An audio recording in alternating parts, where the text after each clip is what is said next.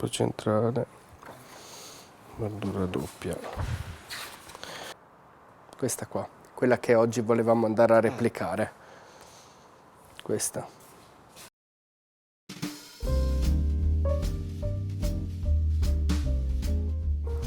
Ora andiamo a pesare il colore. Allora, bianco metti 500, 500, 500, 4 volte 500. Perfetto. E quindi questo, il cemento è pronto. Poi con questo. Ora invece andremo a pesare la sabbia.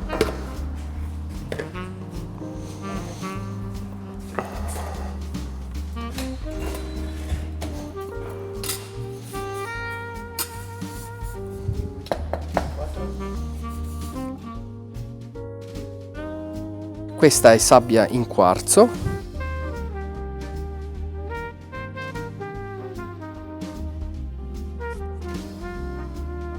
Allora, questa puoi unirla al bianco già. Allora, per 500 grammi di bianco, 10 giallo, 10. 10 giallo, poi 3 rosso, sempre lì. Ora andiamo ad aggiungere il pigmento colorato al cemento bianco e lo mescoliamo bene.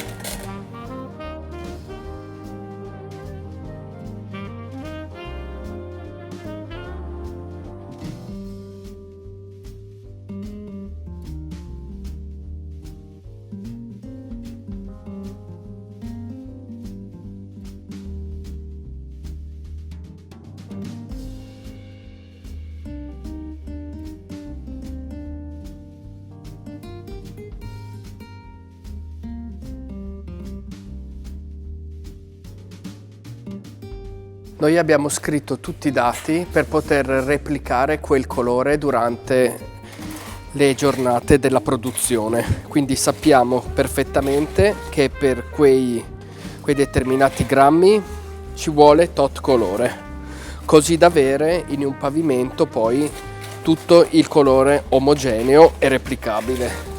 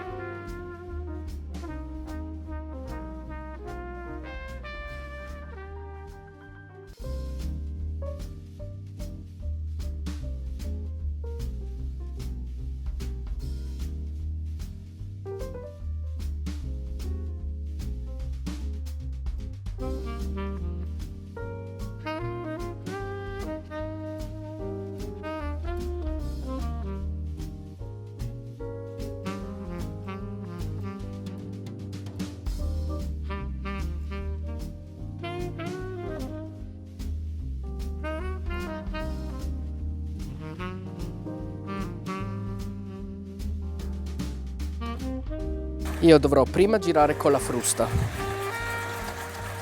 Questo a me crea bolle che non dovrei avere invece nell'impasto, perché sono bolle d'aria, e quindi poi devo passarlo così per averlo tutto omogeneo. Ora abbiamo preparato della sabbia di fiume e l'abbiamo già setacciata togliendo i sassi, quelli più grossi che ci possono dar problemi nella realizzazione. E stiamo preparando la parte secca che andrà ad ospitare l'acqua del colore. Quindi stiamo mettendo 2 parti di sabbia e poi verrà aggiunta una parte di cemento grigio. Il tutto poi verrà girato con mixer.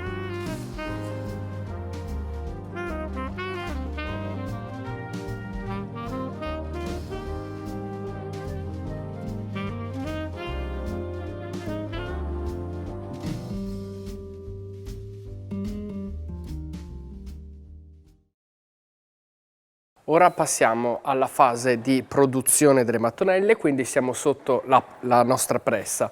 Abbiamo un piatto in caucciù che serve per non far attaccare la mattonella, che ora andremo a fare, e questa è la cornice che ci dà praticamente la dimensione della mattonella. È una cornice 20x20, quindi che resta bucata e viene fissata sopra il nostro piatto. Da qui andiamo a mettere lo stampo che abbiamo realizzato con la stampante 3D da rifacimento del catalogo.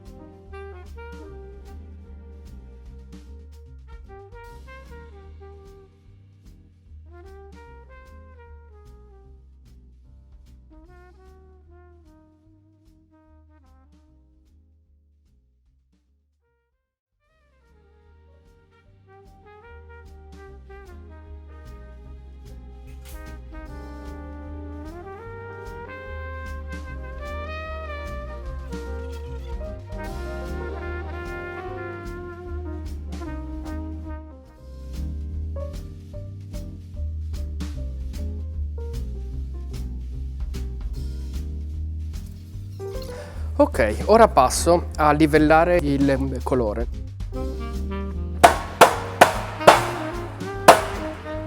Questo serve per togliere delle eventuali bolle d'aria.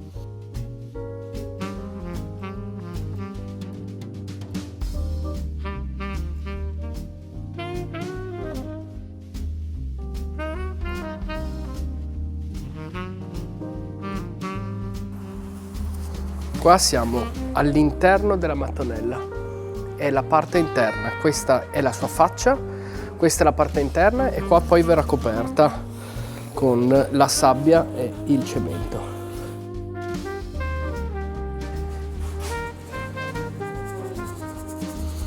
Questo colino serve a non far arrivare troppo veloce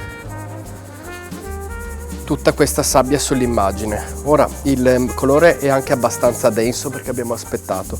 Diversamente, se era più liquido e io metto la sabbia, può essere che quella cada troppo in profondità andandomi a rovinare la parte decorata.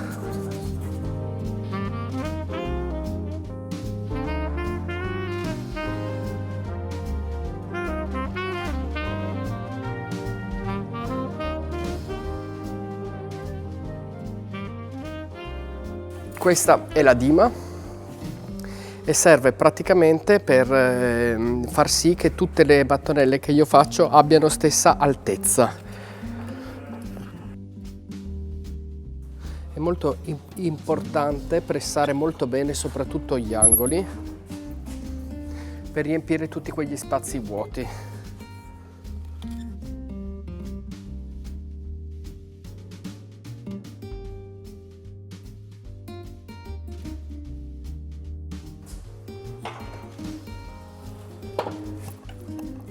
Devo fare così. Prima pressata vado a 35 tonnellate.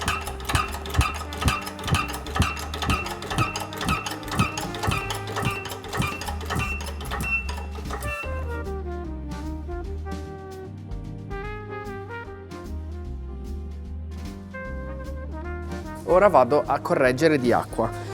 Già qui si vede che l'acqua un attimino sta venendo su. Devo correggerla perché è andata sicuramente a bagnare quel primo strato. Le do una mano in questa fase. Ovviamente ogni mattonella ha la sua storia, quindi alcune dovranno essere bagnate di più, altre dovranno essere bagnate di meno, dipende.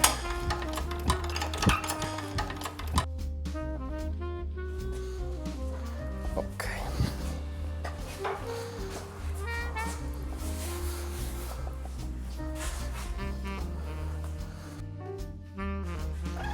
Stacco la cornice, sollevo e mi rimane così.